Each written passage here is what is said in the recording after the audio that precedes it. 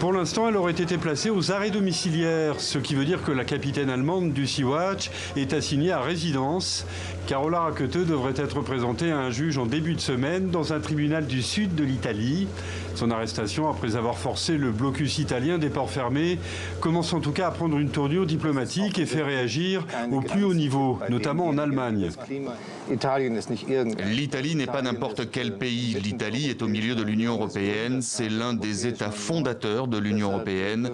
Et on pouvait donc s'attendre à ce qu'un pays comme l'Italie traite différemment un tel cas. Rome qui ne semble pourtant pas disposé à faire autrement. En réponse à Berlin, le ministre italien de l'Intérieur invite l'Allemagne à s'occuper de ses affaires. Dans un entretien publié ce dimanche dans le journal italien Corriere della Sera, Carola Rackete explique avoir effectué un acte de désobéissance et pas de violence, par nécessité pour sauver ses passagers. I'm very happy. I say thank you to Sea-Watch because if it was Sans not Sea-Watch, je serais un cadavre dans la mer. Depuis l'arrestation de la capitaine du navire humanitaire, 2 collectes de fonds ont été lancées en Europe qui ont réuni plus d'1 million d'euros. Carola Rackete, si elle n'est pas expulsée d'Italie, risque 10 ans de prison pour résistance à un navire de guerre.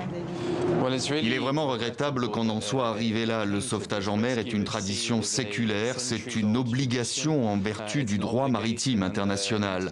Et les navires de recherche et de sauvetage des ONG ont sauvé des milliers de vies en Méditerranée centrale ces dernières années.